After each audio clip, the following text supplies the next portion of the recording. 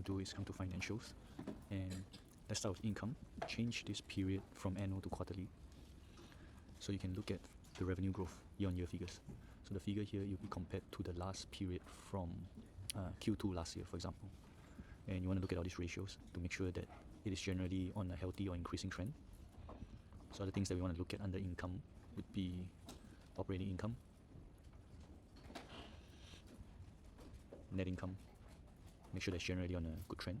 You can look at the growth figures here as well. Earnings per share.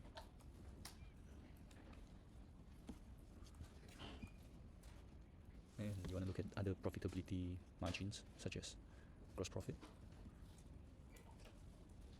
profit margin, operating margins. So moving on to balance sheet. Similarly, make sure it still stays on quarterly. So check the cash and equivalents, make sure it's on a healthy range. And you want to look at the net debt figure as well, net debt of cash.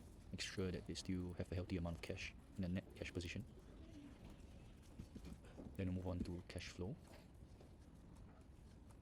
So you want to look at operating cash flow and also the growth figures,